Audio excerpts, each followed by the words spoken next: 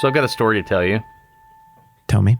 So the other night, I got a call from my buddy, or a text actually, and he's like, "Hey man, what are you doing on Thursday night?" I was like, "I don't know." He's like, "You wanna go to a thing?" I was like, "I'm gonna need more information." He's like, "Well, we've got a Ducks Unlimited banquet, and I would love to invite you to this Ducks Unlimited banquet. I've got a table, and you can sit at our table."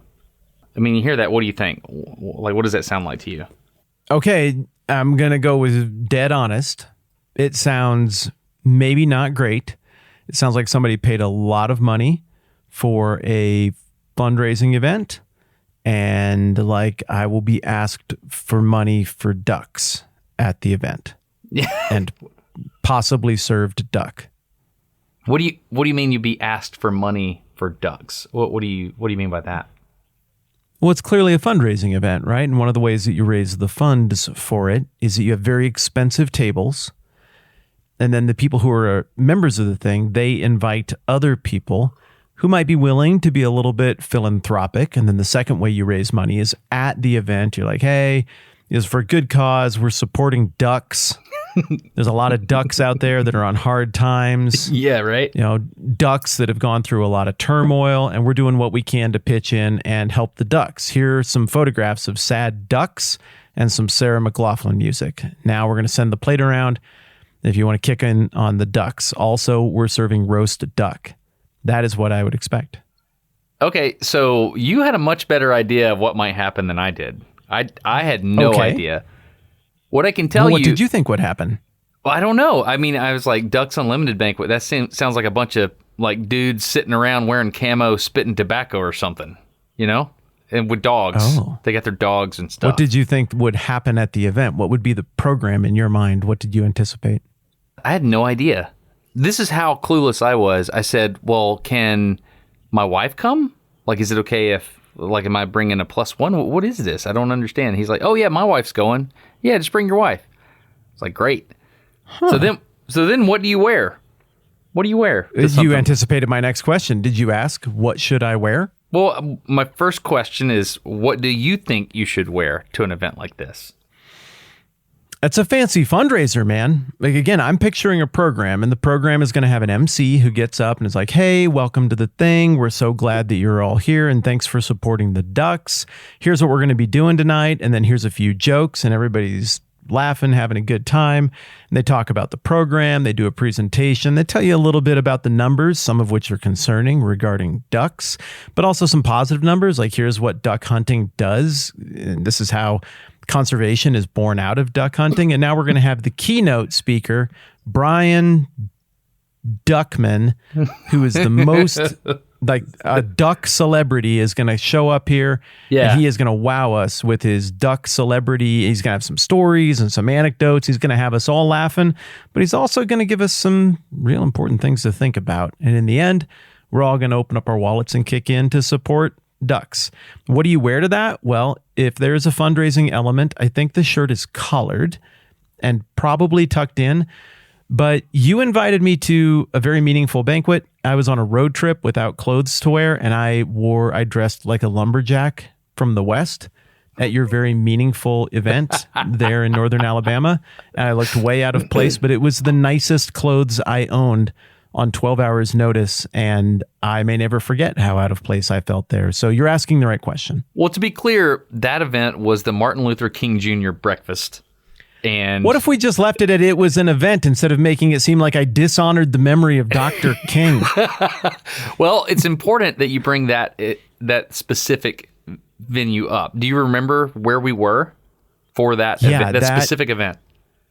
Yes, that place is called... Oh, it has a really neat historic name. It's like the brick factory. It's down by the harbor. It's down by the river. It's this big open pavilion kind of thing by the river. It's beautiful. Yeah, it's gorgeous. Beautiful. And they had a kiln there. They baked the old bricks right there and moved them up and down the Tennessee River, right? I don't think so, but that sounds cool. But I think so. Maybe so. But this event, this Ducks Unlimited banquet, was at the exact same venue as you and I attended, the Dr. Martin Luther King Jr. breakfast where there. I dishonored Dr. King and set race relations back 30 years just with my flannel shirt. I'm just going to say that jazz musician that they hire for that every year is incredible. And, incredible. Oh, that guy can play. It's great. So, all right. So I'm going to this thing. I asked, and he's like, yeah, bring your wife. And so I was like, okay, am I wearing a tuxedo? What am I wearing? He's like, nah, man, it's not a big deal. Just come on over however, like, business casual is fine. It's a business casual for me. He's like, some kind of not jeans and like a shirt with a collar, whether it be a polo or, yeah. So that was kind of where I was at too. Possibly with a jacket in reserve. I've seen you go both ways. Yeah, just depends. So Okay. we show up to this thing. Tara dressed up. She looked beautiful. I put on a collar, and we're like, okay, we have no idea what this thing is, but we're going to go to it. So we show up, and he texts me. His name is Josh. Josh is like, hey, dude, when you get here, just let me know, and I'll come over and get you and show you where our table is. I was like, oh, it's that kind of thing. Okay, so I'm going to like maneuver across a room, and I'm imagining like china, like fancy china and like silverware and like people pushing little, like everybody's drinking out of glasses. That's what I'm imagining.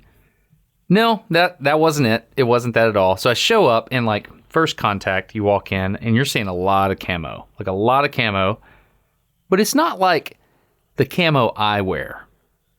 You know what I mean? What camo do you wear? I wear like the cheapest t-shirt I can find at Academy Outdoors that particular year because I couldn't find the one that fit or whatever. Typically I wear Realtree, but I mean there's different. Wait, that's the name of a pattern? Realtree? Yeah, there's a lot. Realtree. There's Sounds like a Realtree, there's conference Mossy center. Oak, there's all these different camo patterns. And Okay. typically you kind of pick one and go with. That's what I do anyway. And so I usually wear Realtree works in Alabama. It matches your flora there. It does. We have a lot of evergreens, and so it's a good mix of deciduous, like darkened leaves, and a little bit of green for the evergreen stuff that's going on. So depending on where you're hunting, you want to pick whatever you wear. Like this year, have you ever taken your son hunting? Have you ever been hunting? We hunt fish. You hunt fish. Yeah, Okay. I have been hunting, but I've not taken my son hunting. Okay, so growing up here, my dad didn't hunt a lot. However, he knew how, and he encouraged me to go. Like, my uncle was a big rabbit hunter, and so he said, yeah, you want to go hunting with Uncle Ronnie? And so I went hunting with Uncle Ronnie. We would hunt rabbit. And I said, hey, Dad, how do you hunt rabbit? I have no idea what to do. He goes, well, if you take a .22 and you shoot the rabbit, then the rabbit will jump after you hit him. If you take a shotgun and you hit him, he'll just kind of like tumble over. So like, But then you got to get all those pellets out of them, right? yeah, exactly. So it's a trade-off. Yeah. So we were actually invited this year to a dove hunt. And have you ever shot dove? Have you ever shot any bird in the air at all? Yes, I have. Yes. Any that Yes, you I care to have. talk about? No. Okay.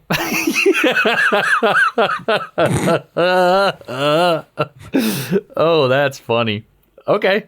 I'll say this. The way that I learned that I needed glasses was I used to go hunting with my buddy Coulter in the morning before school. And I lived near a wildlife refuge growing up. And so we would just wake up and we'd get our guns and we'd go out and we'd hunt squirrel or dove or something like that. But one afternoon we were dove hunting and he kept hitting dove and I couldn't see him. I just couldn't see him. And the ones that I did see weren't dove. And we'll just leave the story at that. So that's how I learned that I needed glasses. And I said, Mom, something's wrong. And she took me to get glasses after that. And that's how I wore glasses. All right. So this year we were invited to a dove hunt. Have you ever been to a dove hunt? Do you know what a dove hunt is? Not like we're going dove hunting. I've been to something like a dove hunt. Yeah. Well, tell me more about it. Walk me through it. Where you, like, people get all around a big field. Usually a farmer will cut a cornfield and there's a certain percentage of the grain that'll fall and hit the ground. And usually he'll wait and farm that field. I'm doing air quotes right now. Because what that normally means is he leaves a little bit of standing corn and then he goes and bush hogs it right before inviting all his friends to come dove hunt. That's kind of how that works. All right. How's a dove different than a pigeon? I don't know, man. I don't know. I mean, a dove is small and gray and quick on the wing. I think of pigeons as more floppy, but doves, they're real sleek. They're kind of like a fighter jet. So when you see them in the air, they have a look to them. They have swept wings, and you're like, man, that thing's moving. It's maneuverable. They'll actually try to avoid the shot. I mean, they're pretty nimble little creatures. I tell my boy that you can tell the difference between a dove and a small falcon because the dove just looks like a pudgy falcon that's doing its best, but it's sort of left out by the other falcons. It's just like a dumpy falcon to me, a small dumpy falcon. Yeah, that's a great way to explain that. And in fact, it's very hard to tell the difference in the air. So this year we were invited to a dove hunt, and so I took my boys and we went. We kind of got around the field with another dad and his sons, and we're out there. And I've got one son that's like really into hunting and fishing. He really wants to do stuff. I got another boy that really likes guns, but he's not so much into the killing of the animals part, but he really likes to shoot. So we're out there. Just a soft heart, doesn't like to kill the animals? Yeah. And I really appreciate that. And I like it. That's where my son's at. Yeah? Yeah, we clean out and maintain this little koi pond in the backyard, he and I. And it's pretty modest, but we have to run pumps and stuff in there to make the waterfall work and everything. And there's one pump where the sponge tends to fall off of it. And if it gets jostled loose in the pond, inevitably some poor little comet goldfish will swim too close to it and it'll get sucked in there. And it bangs them up pretty bad. And that makes my son very sad. It's a 12-cent goldfish, but just thinking about what the goldfish went through when the pump got it, it really, it bothers him. He has a soft heart, and I'm not going to make fun of him for it. No, not at all. We've got a family friend. The daughter has a little goldfish, and they told my daughter, they said, hey, you better not tell her that fish dies like every 3 months and we replace it. Do not tell her that. So they're replacing the little goldfish every few months. And my daughter knows. They're like, look, there's some things that we're just not going to talk about. And this goldfish being basically immortal is one of those things. It's pretty funny. The goldfish of Theseus. Oh, yeah. So a long time ago, I took my son dove hunting, and I'm across the field, and he was too young. I do this thing where when I'm teaching my sons how to hunt, they have to learn how to respect the firearm first. Of course. He was probably 8 years old. I literally gave him a pop gun, and his job was to sit with me and hold the pop gun, and every once in a while one would fly over. He could pop at it, but he had to show me that he had muzzle discipline. He had to show me that he had the ability to not sweep the muzzle at anybody. And so he did great. But one of the things that we asked him to do is when we would shoot dove, he basically was the retriever. He would go get the dove. That was like an introduction to game in general. And so I remember distinctly the thing that happened. I shot a dove and it went down and it was flopping. It was kind of near where he was. We had him set up near a hay bale. And I said, go get it, son. And he runs over and he grabs it and he looks at me. And it's flopping in his hand. You can see his wings flopping around. And he looks at me like, what do I do, Dad? And I made the gesture with my hands, like I brought my two fingers, like you're going to get somebody's ear, or get somebody's nose. Okay. I made the gesture. One hand, I was holding my imaginary dove, and I put my hands down, and I made the gesture of ripping the dove's head off. Some people wring the neck. Some people pop the head off. You do different things. The goal is the quickest death possible for this animal. And so I made that gesture, and he looked at me like, are you serious? I was like, yep, pop his head off. And without hesitation, he reached down and he popped his head off. He looked up at me from about 20 yards away like, oh my goodness, what have I done? You know what I mean? Like, I just took a life. And he looks down at his hands and I said, good job, son. I know that's a hard thing to do. Good job. Put it in the game bag there. And then we just kept going. Yeah. I'll never forget the look on his face. It was like a big deal. few years later, we went squirrel hunting, and he did fine with that and all that, but he still cares. And so this year, we were out dove hunting. They weren't flying, and I saw one fly out in the field and land in the middle. And he's really good with a gun. I said, "Hey, son, I'm going to go jump that dove, and we'll get him going. And then if you see one, just take a shot." He goes, "Okay." So I run out in the field. As I'm running out to the middle of the field to where I saw a few dove light on the ground, one starts flying towards me from the other side of the field. And I'm running towards the dove that I'm going to scare, and there's one coming up. I'm a pretty decent shot with a shotgun. I'm not like excellent or anything like that, but I see it coming to me, and I shoulder the 12 gauge. Bam! I hit it, first shot, and then it kind of flops down. Nice shot. Thanks. I was excited about it. And it kind of, if you hit them while they're coming in, they'll just land right beside you. If they're like on a vector towards you, and you hit them just right, they'll just land a couple of feet from you. So I walked over and grabbed it, and put my gun back on safety. And I start jogging back over there because the dove that I thought were out there weren't there. And as I'm running back, there was a dove out there, and it pops up and it starts flying, and it flies toward my son, and he shoulders his 12 gauge and he takes it out. He hits it. And I run back over there, and I said, "Hey, did you hit that dove?" It's a big deal. It's the first dove he's ever shot. He said, Yes, sir, I did. I said, "Good job, buddy. I'm proud of you. Good shot." He goes, "Thanks." And I know him real well, and I could tell that he felt weird about it. I said, "Do you feel kind of strange about killing that dove?" He goes, "I do." I was like, "Well, tell me what you're feeling." He's like, "Man, it's just so strange, but at the same time, it's so fun." He's like, "It's so fun." He's like, I don't like killing it, but I'm going to eat it, and it's incredible. I don't know what to feel." I was like, "Hey, buddy, you don't have to feel any. I mean, you just be honest with your feelings. You don't have to shoot another anything. You just feel whatever you're feeling where you're at." And I don't know. That's just a really neat, interesting thing for a young man to kill an animal. Yeah. And I don't know. What are your thoughts on that? I like that he's eating what he kills. I think that's great.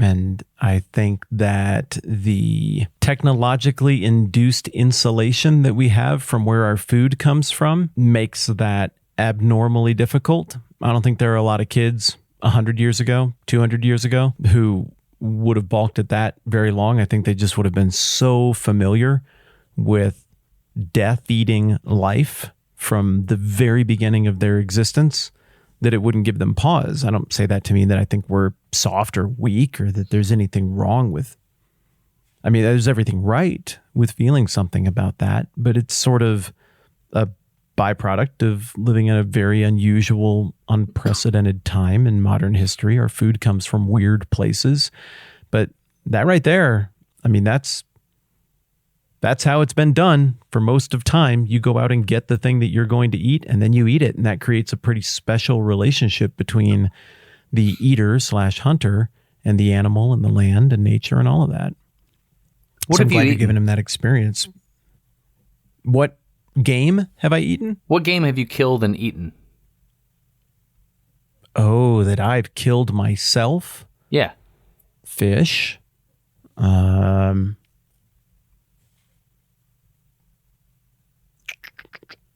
I've been present for a lot of killing and eating. I've eaten a chicken that I've killed myself. Oh, wow. That's a big deal. I have eaten a python that I participated in killing. Wow. A 12-foot python that I participated in killing. I did eat that. Not all of it. It was a lot of python. Where was that? I shared. I don't know for sure. We were a long ways in. Probably Equatorial Guinea, possibly Cameroon. Wow. I was far from things. Wow. Yeah, but I've participated in hunts that have produced deer and elk. And then I've had other people's mountain lion and moose. You've eaten mountain lion? Brown bear, or black bear, rather. I have, yeah. What is... I don't know that I've eaten any form of cat or feline. I've had... Yeah, and I mean, I know this is really cliche, but it just tastes like house cat.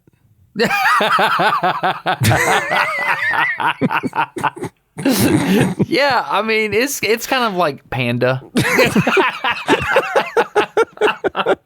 That's funny. No, I've never had any kind of cat. That's interesting. Wow. Huh. Dang. Okay. Real gamey, real lean, real muscly, real tight. Yeah. That was a fight, but I tell you what, that python, the texture was like an old, hardened, left out, desiccated gummy bear. It still had gumminess to it, but it tasted like generic meat slop. Like in the future, if they make meat slop guns that make synthetic meat slop, like I couldn't pinpoint it. It's some sort of meat-ish thing, but with the texture of a gummy bear. Does it sound delicious? Do you want some? No, thanks. No, I did have rattlesnake one time answer. at a game dinner in Gardendale, Alabama, actually, and to me it tasted like a mix between frog, which I've had. I didn't kill the frog, but I've had frog legs. It was like a mix between fish and frog and a little bit of chicken thrown in. It's not great. Not great. It's like alligator. You've had alligator tails, I'm sure, like at a restaurant. Yeah, I've had gator. I've had crocodile. Both were, I thought, horrible. Yeah. I've had Nile crocodile. Oh, that's cool. That's awesome. I've had camel. What does camel taste like? Awful. It's the second worst meat I've ever eaten in my life after python. Okay. But I did not kill the camel. Somebody else killed the camel off screen. But it was just inedible. It was so bitter and tough, almost unchewable. I mean, just terrible. Like a steak that got left on the grill for an extra 10 minutes and you try to be a good soldier about it, but you literally can't chew it. It was disgusting. Is it because it was prepared poorly, or is it because the meat itself is just not good? You know, I only took the one swing at trying out camel after that, so I really wouldn't have any other experiences to compare it to. Okay, yeah. So maybe they screwed it up. I don't know. I think I had giraffe at that meal, too. What? I think that was the meal where I had giraffe. What? And I'm not sure you can eat giraffe anymore, but back then, I guess you could. I think you can. Killed it. I've heard of people hunting giraffe. Yeah, I think you can eat giraffe. Oh, okay. Fair enough. I don't know. I didn't know. No, I've eaten a whole lot of weird meat that a lot of other people have killed. But back to your original question, not a lot of meat that I have killed. Walleye, trout, bass. I made some little fillets out of a bluegill. Wasn't much there. Catfish. Yeah, not much. Not like you. I mean, I haven't eaten that much. I mean, that I've killed, got rabbit, squirrel, dove. That's about it. Deer. Rabbit, squirrel, dove, deer. I think that's about it for me. Those are the seasons that you can hunt in Alabama, and that's what Okay. That's what I've gotten. No house cat, nothing like that. So yeah, that's interesting. Yeah, brought that up. So my son, he killed the dove. He prepared it wonderfully. Barbecue bacon wrapped dove is the way to go, with a little bit of jalapeno on there, a little bit of cream cheese in there, a little dove poppers. Man, they're great. It's of course you put. That's not what I was hoping for. I really liked it until you got into the cream cheese and jalapeno. But I believe you. You would know. I wouldn't know. Oh, it's great. Hey, this episode of No Dumb Questions is brought to you by the patrons. Destin, do you remember those board game commercials that used to be on TV when we were kids where they'd show everybody just having the most fun ever? Yeah, absolutely. Yeah, and like sometimes like Crossfire, that one wasn't really a board game, but I do remember those. Yeah, absolutely. But like they were having way more fun than made sense. Like ludicrous levels of fun for a board game. Yeah. They kept doing it, so it must work. So I just figured maybe we should try it out and just show people how much ludicrous levels of fun people are having supporting the program. So we went and got some recordings from patrons who really support the program so that you can see that and picture what it would be like for you to have that much fun. So here's one of those recordings right now. Hey, third chair. My name's Greg, and I'm a winged hussar that moved his family from Wisconsin to a place we've never been for some adventure. And people think we're kind of nuts for doing that, and you'd have to be a little nuts to support these guys. I mean, if you've been here, you know. And since being here, I've been a part of some pretty meaningful conversations. The episode, A Life with Chapters, for me, came at just the right time. And while every episode isn't as serious, looking at you, Merkel's boner, isn't that just life? Enjoying each other's company and then being there for the things that matter? I love what Matt and Destin are doing on the internet. They're filling a void that I feel the world needs, and I am proud to support them. I appreciate you guys. Well, let's get back to the Ducks Unlimited banquet. So I think a duck is like the coolest animal. Yeah, I do too. It can fly. It can walk on land. It can swim. It can just do all kinds of things. And so I just think it's really... It has incredible, perfectly oiled feathers that make it do both of those things. If it was just, here's your feather and it is how it is, it wouldn't work. But there's stuff you can't visually see that makes a duck be able to do the things that a duck can do. And I just think that's the neatest. Yeah, it's super cool. So I walk in, I'm like, okay, this is very different than what I was expecting. On every table, there are these prints of paintings of ducks. They're beautiful. There's also shot shell bags. So there's like little bags that you put on your hip when you're hunting just to put shotgun shells in there. And you just reach in, grab a bunch of shells, and load your shotgun. So that's everywhere.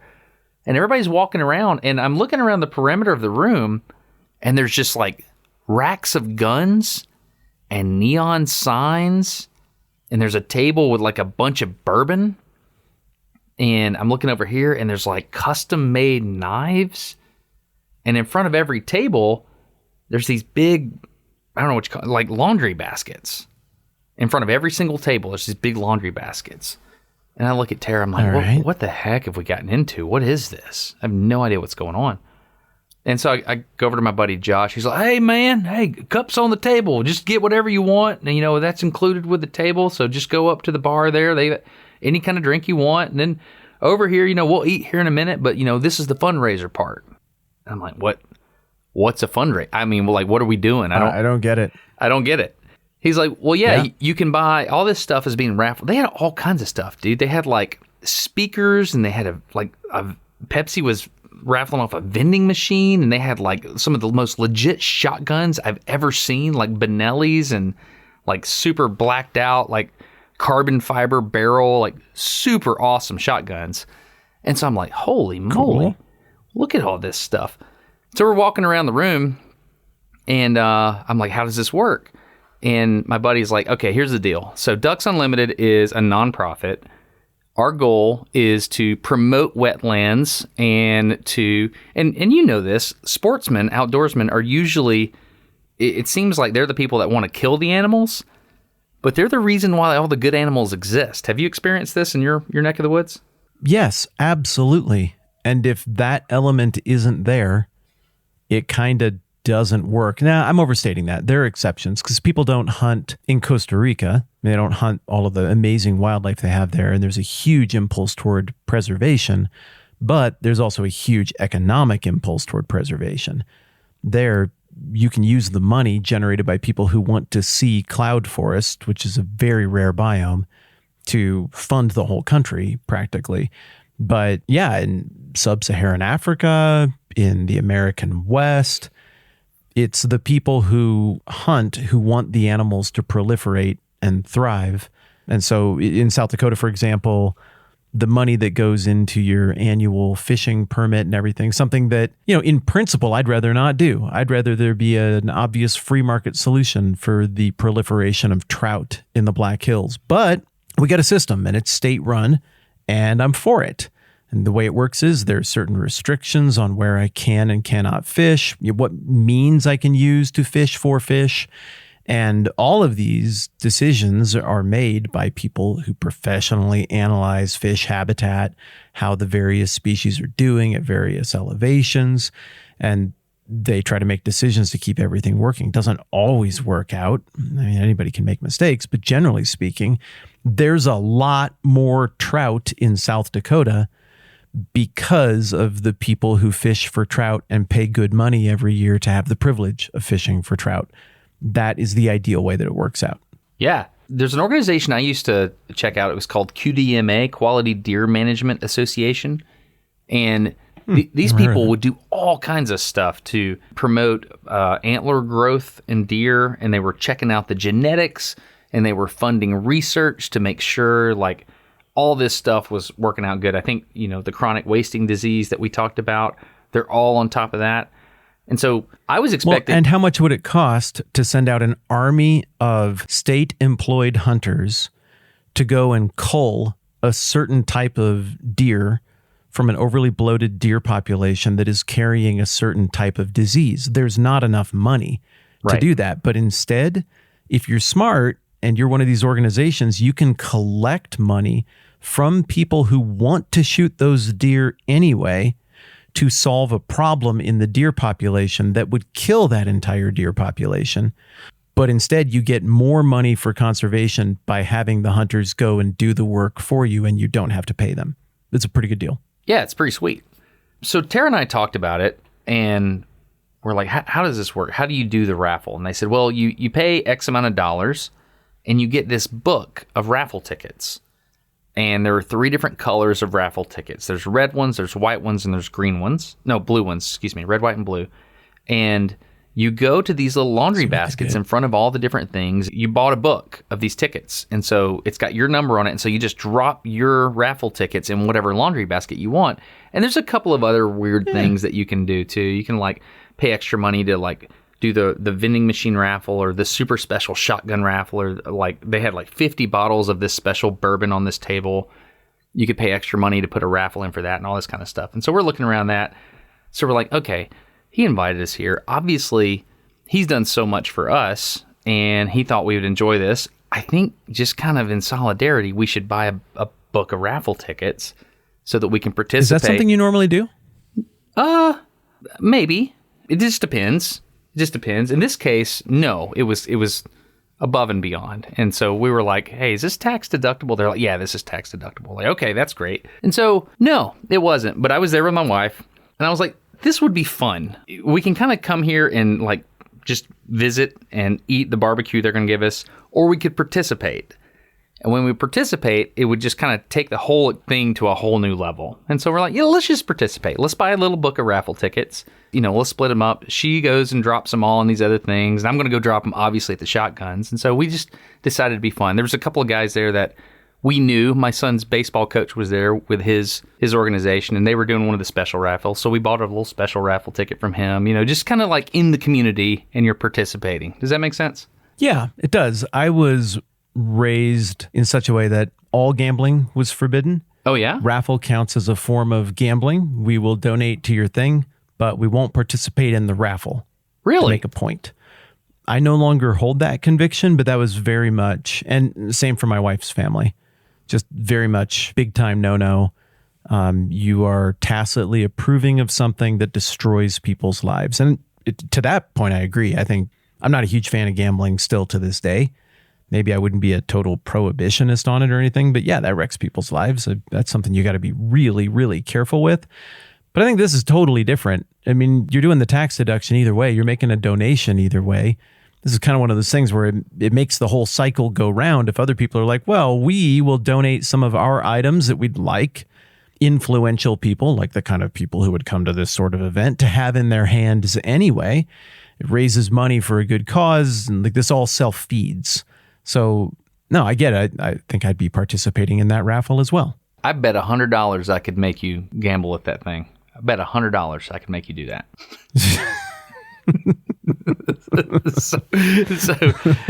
So raffling, or raffle things, that's a gambling thing in your mind. Is it still? No, I don't think it is. I was certainly raised to think of it that way. Interesting. But also, I mean, what is gambling and what is sport? I think there is a little bit of a line there. If you get paid to play a game and win, but you're doing something that involves talent, is that different than a random chance or a slot machine? I don't know. I just think it's something that culturally is now very poo-pooed, just who cares, whatever. I still happen to think gambling is pretty destructive to society, and I'm not sure I believe that the upside of sports books being on ESPN and college football and everything being gambleified. I understand this is a minority position and pretty much nobody agrees with me. I don't think that is an indicator of a healthy society. And I think more harm than good will come of that.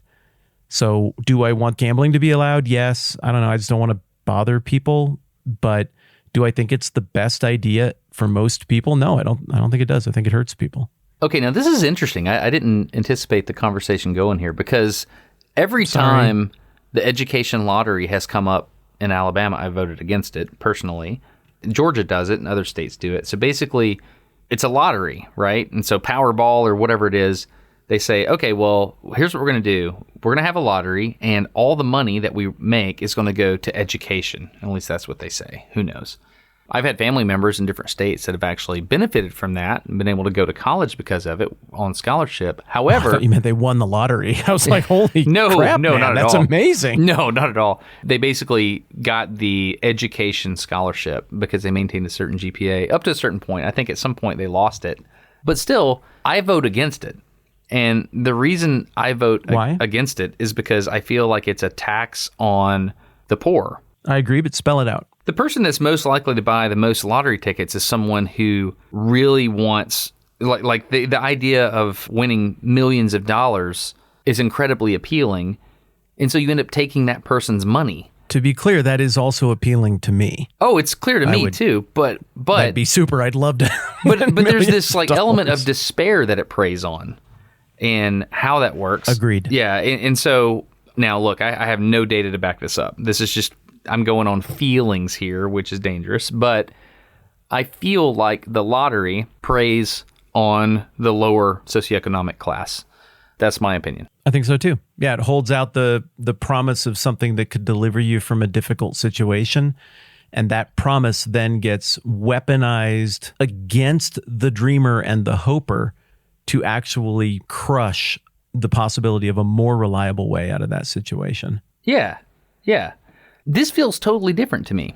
This sporting goods store down the road, they have this awesome shotgun. Look, and I know somebody in this room is going to win it.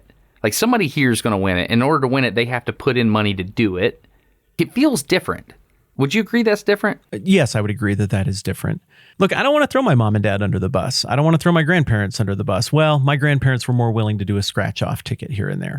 But particularly mom and dad were the generation who had a problem with it.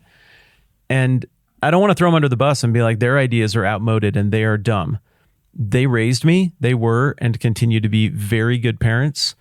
And they don't get weirded out when we disagree about the world or see things differently. They're capable of having those conversations. But I want to give them the benefit of the doubt. I mean, their principle has been, if you think a thing is bad in large measure, don't do it or sign off on it in small measure. Try to be consistent. You know, somebody could look at my parents' lives and decisions and what they support and what they don't, and I'm sure they could find things where they could make a case to be like, so you support this, but not this. How is that consistent? Okay, I get it. You could do the same thing at me. You could do the same thing at anybody who's trying to be principled. Life is complicated. Nothing is super easy. But basically, their moral decision-making matrix was to try to say, if a thing is bad in large measure, don't do it in small measure. And a raffle, or even like they would have been against a paid fantasy football league where somebody gets a prize at the end. They would say that's too close to gambling and gambling destroys lives. So we're not going to do anything to give the impression this is a good idea. We don't want to normalize it, or people might see that, or we might get tangled up in it. We're just not going to do it. And it's really easy to make fun of them for that being an old idea, but I get what they were going for and I respect it. At the same time, I think what you're talking about, an auction like this, is just materially, ethically different than scratch tickets or the lotto or, I don't know, whatever sports book, whatever other kind of gambling you might imagine. Yeah, it felt like the community was coming together to raise money for this thing, which I wasn't really sure if it was part social group, part, they're trying to, I don't know what they do with the money. I don't know what Ducks Unlimited does with the money. I know all the people involved. I'm looking around the room. I recognize that guy from, he owns that restaurant, but he's a part of Ducks Unlimited. I recognize that guy. He's the machinist down the road. All these men are reputable in the community, and I respect them. So I'm like, okay, I know they're not getting rich on this stuff. I think whatever they're doing here, it makes sense. I'm going to participate. And all these people brought in all this stuff, and they donated it to try to make it fun to raise money for these organizations. Yeah. it blew my mind, man, the amount of money that people were donating. It was just like, whoa, holy cow, because they were auctioning some stuff off. Like, they would auction off a neon sign, a certain beer brand or something. Man, people were paying like hundreds of dollars for these things. And I think there was a little bit of a wink, like, hey, we know that we could just go get that same thing off of eBay for $50. However, we all know what we're doing here. We're raising money for this thing. And this is a way for me to outbid the insurance agent across the room that, everybody in town does business with, just to, have a story or whatever. It was pretty interesting. Sure. And this is going to be confusing for people in the third chair who don't live in the United States. I'm sure everybody from every country who's a part of this conversation, your country has weird tax laws and goofy little things that wouldn't make sense to anybody else. We have that. We have this Judeo-Christian background that wants to encourage certain types of philanthropy. And we've kind of gone through a secularizing process where more government-sponsored philanthropy, I think that's the most charitable way to describe it, has become more fashionable, but also there's still all of this legacy ideology of individual generosity being untaxable, but how do you account for that? So we have really weird tax laws when it comes to how donating offsets taxable income for both households and corporations. And things like raffles or going through the drive-thru and being asked to donate $2 to St. Jude's or matching. Matching is totally a product of the tax laws where you can't have a nonprofit organization that is funded by just one guy. It has to be funded after its third or fourth year of existence. Like half of it has to be funded by individual donations under a certain amount. So that's why if you donate $5, we'll match that for $5. It isn't just a gimmick to get people to give. It's also a gimmick to work within the weird tax laws we have when it comes to giving. And so raffles with this kind of donation and then getting things through that, also there's a ton of complicated tax factors that don't make sense unless you own an insurance company or you're kind of rich. Yeah. There was a lot of math going on in my head in this room, trying to figure out what everybody was doing. And one of the insurance agents came over. He goes, dude, isn't this great?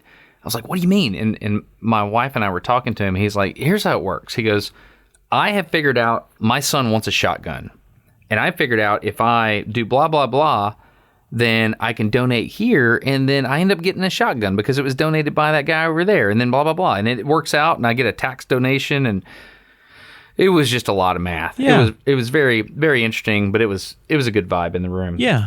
Speaking of gambling, you made me think about something that happened to me years ago. My grandfather, old Methodist guy, one of the coolest things that ever happened to me in my entire life was the pine beetle came through Alabama and destroyed a lot of my grandfather's pine trees.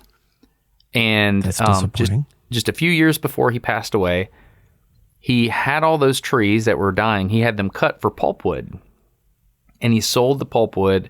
And he said he wanted to take me to New Zealand with that money. I was 14. And that single event did more to expand my world than anything else in my entire life. I'd never been on an airplane. I'd never done so many things. But Granddaddy and I got to go on this trip. And it was one of these old people trips where you stay on a bus and, they have every waking moment scripted for you. But it was really interesting. But one moment, we're on a ferry going from the North Island to the South Island of New Zealand. We're on this ferry and, I'm wearing my jacket because it's cold and I don't really know what's going on and all this. And then John, a guy that was on the trip with us, he came up. He goes, oh, yeah, I just went to the restroom and there was a slot machine downstairs. And Granddaddy said, a slot machine? He goes, yeah, one of those things you put the coin in and you pull he goes, Destin, you got that 50-cent piece? I was like, yes, sir. Follow me. And we went downstairs in the ferry and we found that slot machine. And we had a couple of 50-cent pieces between us. And we put it in there and gave it a pull.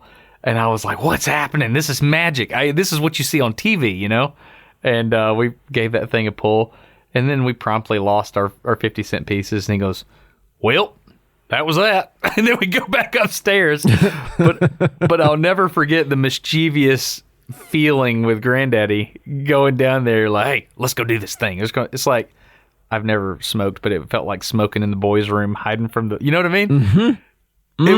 It was just a really neat feeling with your granddad. Like, we're going to go do this thing. You know, we can't do this in Alabama.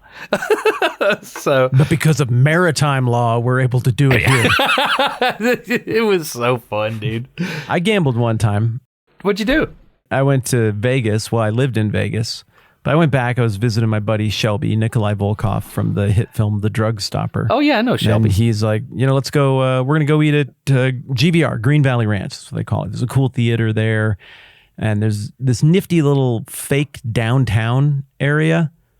Does that make sense? I mean, now it's a whole thing. But back then it was the first fake downtown that I'd ever seen somebody make. And so it was fun. There's a barbecue joint there called Lucille's that I still like to go to every time I go back to Vegas. And so we went in and he's like, oh, there's the nickel slots. You have one in your pocket? And I was like, yeah, actually I do. Let's gamble a nickel. It's all I have on me, a nickel. So I went and I gambled. I don't know how it worked. There was a slot and I put it in there and then something happened. I don't understand what happened. Things appeared on the screen, cartoon characters. I don't get it at all. I didn't do anything. I just put the nickel in and a bunch of anthropomorphic vegetables danced around or something. And then so it was one of those digital ones, like a TV screen. Yeah, it was digital. Yeah. But I didn't do anything, but it declared me a winner. Nice. And it was a really hollow feeling because I was like, that usually isn't what winning feels like. Normally you do something. My action was identical to what I do when I lose. I mean, it's much like posting YouTube videos now. So I put the thing in. Yeah, it is, and actually. The dancing vegetables pop up, and I'm like, oh, okay. Well, there you go. Oh, I win. And then it said that I won like a lot. Dang. And it was something like a 20x return. So now, I didn't get my nickel back that I put in there, but I had 95 cents. Your nickel back? And I was like, I want that. Shelby, how do I get the money? He's like, well, no, now you've got a bunch of credit. Keep going. No, I want to win 20x for my entire gambling career. If I cash out now, I'm 20x ahead in my entire history of gambling. Where's the quit button? And he's laughing real hard and shows me where the quit button is. I'm like, I push it. There's a little receipt. Okay, where do I go? And there's this little caged area, and I take it over to them. I'm like, hello, ma'am. My name is Matt Whitman. I don't know what information you need from me, but I've played one of your parlor games, and I was informed via vegetable that I'm the winner, and I wanted to collect my earnings, please. And so I gave her the thing, and she kind of made a little face, like when a dog is real curious about something and it tilts its head. Yeah. And I was like, I won, right? There's money on that? She's like, yeah? Cool. I'd like to cash that out, please. She said no more. Just, okay. She got out 95 cents. She counted it back to me. I put that in my pocket, and I am still totally on a roll, man. I'm plus 20x in my entire gambling career.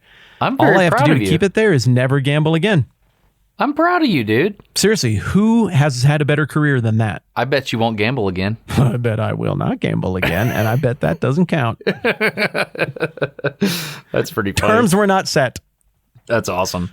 So you gambled like a degenerate at this duck festival? Yeah, totally. Did you win? How did it go?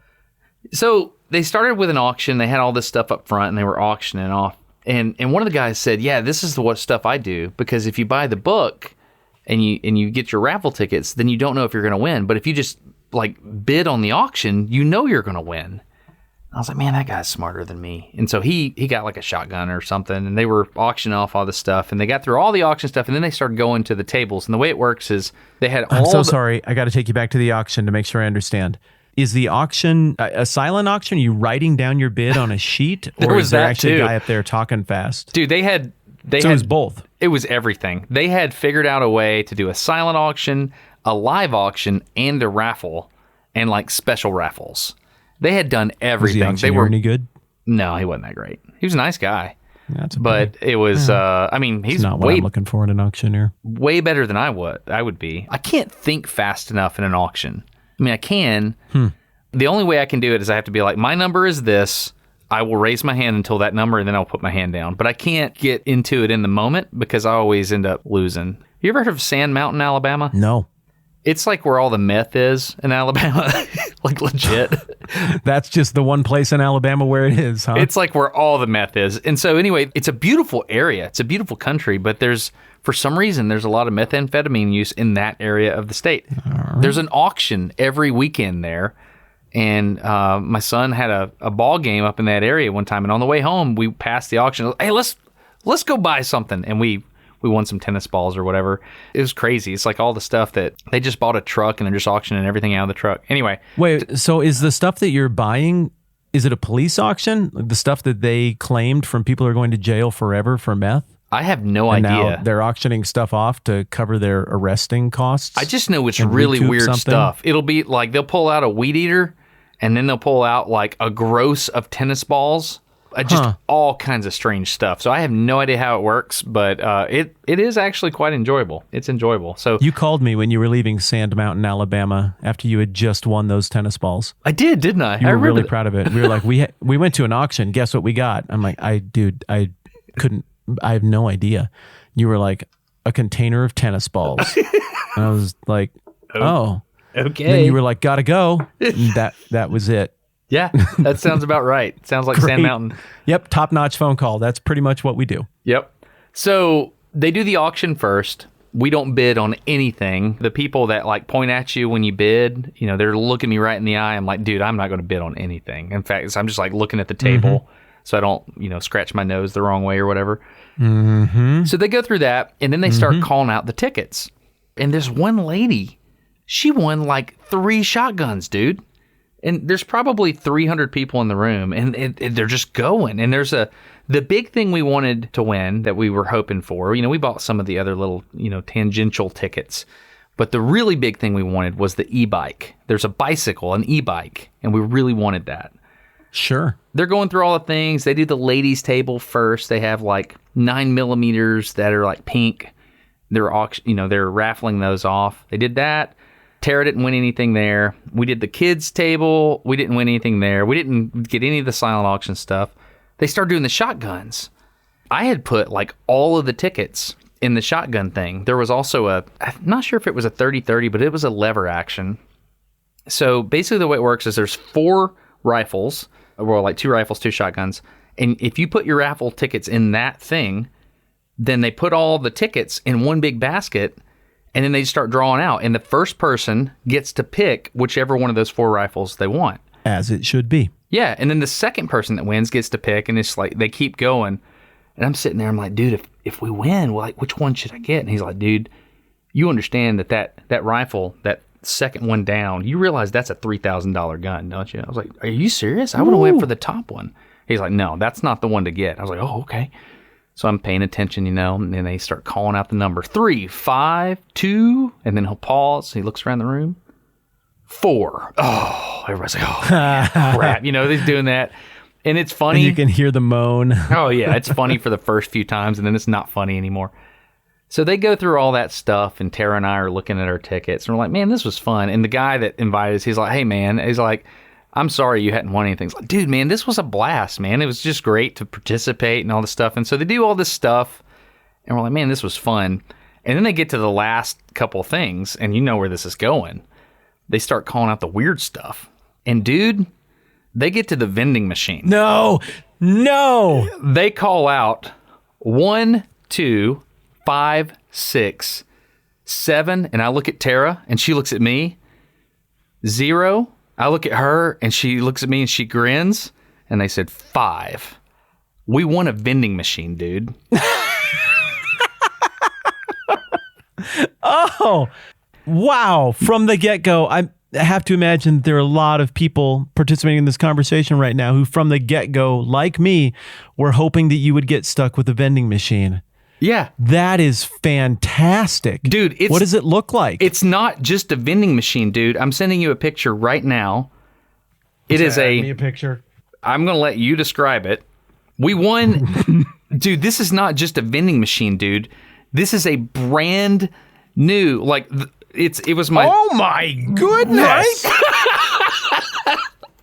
It's so nice. Yes. Okay, let me explain what I'm seeing. Okay. First of all, there's a gentleman in a blue Pepsi shirt. He seems like a friendly enough gentleman. He's got on a polo shirt. It's tucked into some khakis with a belt and some white sneakers. That seems legit. He's standing on one side. That's my son's baseball coach. He is like the kindest dude in the world. He has volunteered to coach baseball for years. Not my oldest son, but the other son. He just coaches because he loves the kids, and he works for Pepsi. We showed up and we saw everybody wearing camo. His name is actually Drake, which makes sense for Ducks Unlimited. Cool. Yeah. So his name's Drake. We show up, we see Drake dressed like that amongst all these camo guys, and we're like, yeah, dude, we're going to buy a ticket to potentially win your vending machine. Totally. And so we did. Anyway, go ahead. Just to support Drake Yeah. and make him feel okay. Yeah. Well, looks like everybody's making everybody feel okay in this photo. So next after Drake is a vending machine. I'll describe that in a moment. Then after that is you. How can I describe your body language? This is the pose that you make with your shoulders and your neck, where you lean a little bit forward out over your waist and let your shoulders and arms go slump as a way of communicating, man, what the heck just happened? This is when you laugh really, really hard about something where there's no real punchline. It's just the situation is the joke.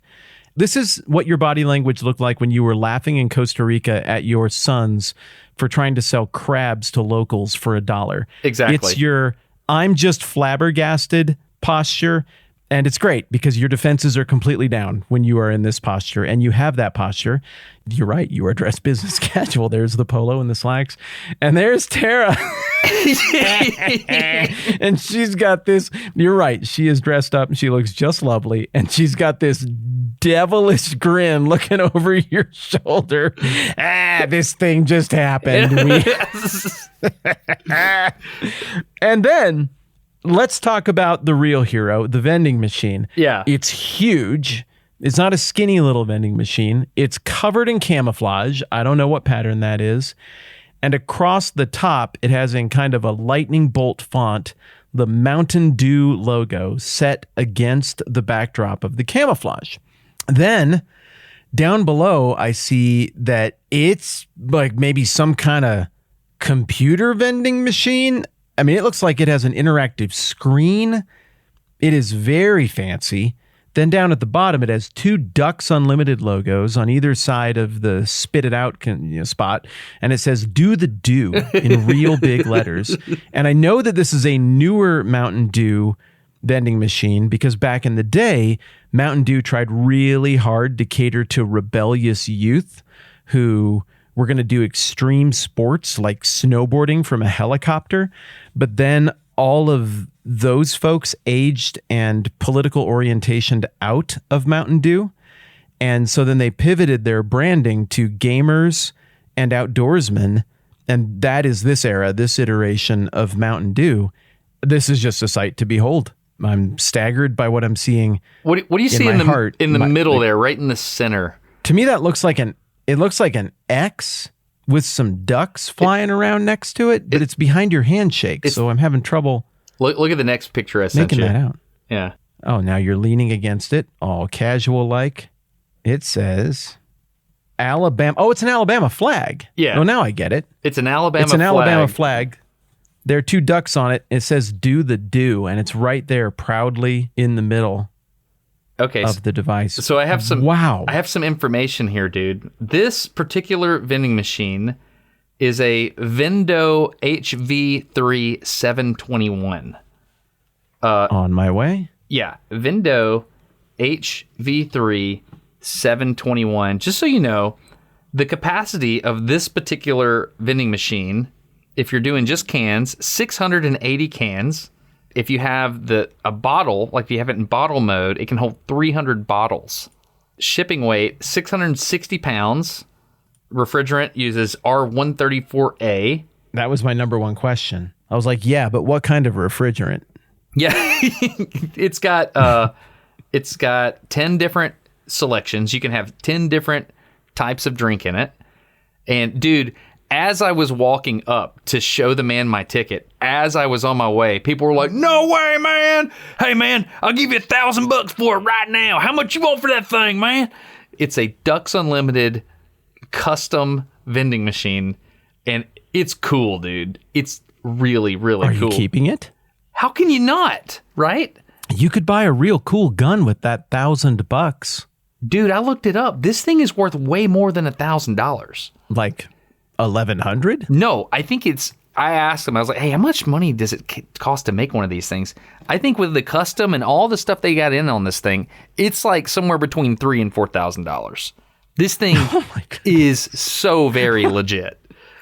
So what do you do? How much money are you going to pay in electricity to keep this thing running on your property when you could just as easily buy some cans of soda from Sam's and put them in your already running fridge at no additional electrical expense? No, dude, I'm not thinking about doing it on my property. Are you going to try and make money? Are you going to put this somewhere and lease it? I have thought, like, I've seen vending machines, like Japan. Have you ever looked at the vending machine game they've got going on in Japan? It's incredible. No, what is? I don't know what that is. Oh, in Japan, they have vending machines for everything, dude. It's like a whole subculture. Surprise me. What's the weirdest thing That you can get in a vending machine? in Japan? I have no idea. But the idea of an automatic machine that you walk up and you put money in and it does a service for you or gives you a product, I love that. Like, there's this thing, I don't know who does, I think it's called Art-O-Rama. Maybe I'm wrong about that. But basically, first time I saw it was in Asheville, North Carolina. They buy old cigarette machines. You know, the machines that you put money in and you pull the rod out and cigarettes fall down? Mm-hmm. For some reason, my dad had one when I was growing up, and he was working on it for somebody. He was repairing it or something. My dad used to fix all kinds of stuff. You pull out this thing, and a little box comes out of the size of a pack of cigarettes. Well, somebody has bought those machines, and they've converted them to sell art. They will get artists that will create individual things, and for $5, you put a $5 bill in, and then you select what artist you want, and you pull it. Like, recently we were in Nashville, and was it Nashville? No, it was on the way to the Eclipse somewhere. It was on the way to the Eclipse. We saw one of these machines in Kentucky, and we pulled it, and my son got a pet rock.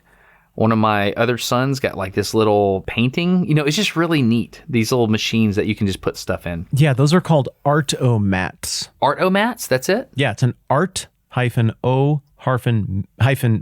but not like me, M-A-T. Uh-huh. And I have seen one of these as well, but I could not tell you where. I love them. I have seen this, the Art-O-Mat. So you got a pet rock and what else? I've seen a pet rock and also like a little painting, like a very tiny painting. And it's a legit good painting. And so these artists will make these things and they'll just like stack these, you know, whatever art they make, they have to put it in a box. And usually they put one of their cards in it as well. You're just going to put a bunch of rocks in your Mountain Dew thing? No, dude. It's not like just a rock that these people buy in the Art-O-Mats. These are pet rocks. They have googly eyes on them. So, whoa. Yeah, dude, back off. Okay, I understand. I mean, yeah, if they're googly eyes, I feel totally different. So Tara and I are in the discussion phase. Like, we haven't even had the conversation. Like, the other night when we called you and we were giggly, this is what we were trying to figure out. I'm so glad you waited until we had microphones. Right? That was a serious debate as to whether you would pop this. I mean, you guys were slap happy. Right? You were goofy and young and in love last week when you called me about this. Like, you were in a place together.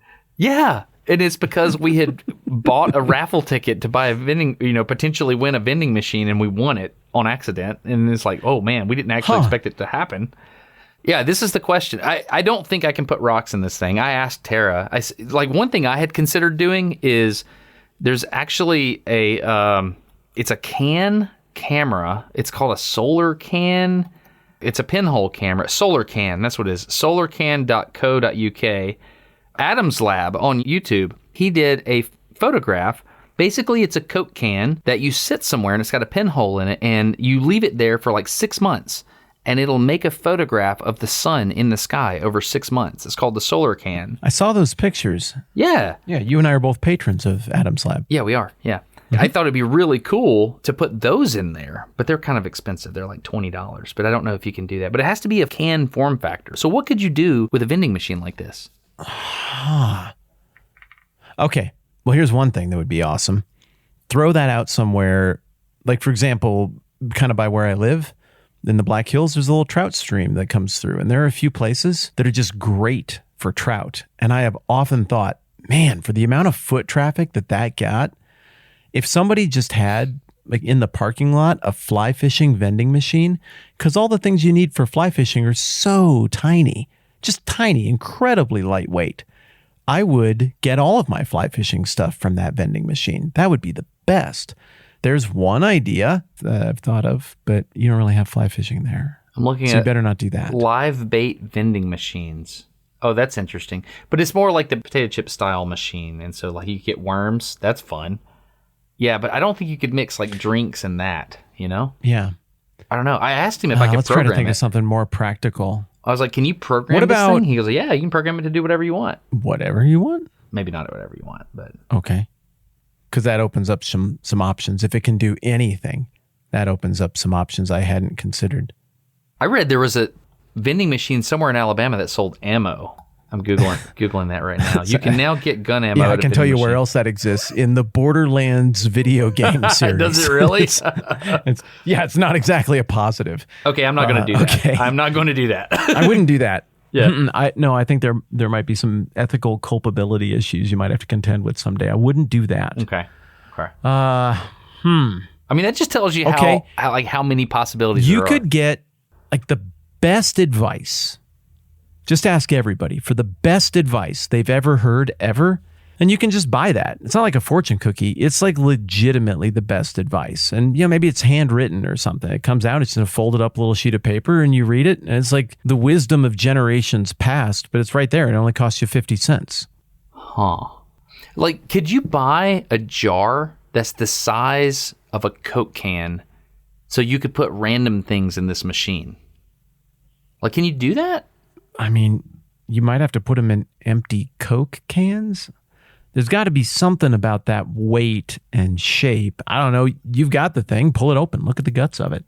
Yeah, I don't actually have the machine yet. They're asking me where to deliver it. And I'm like, man, I need to know where it's going before I have them deliver it because that's a thing, right? I was having fun imagining it was just in the back of your truck when you called.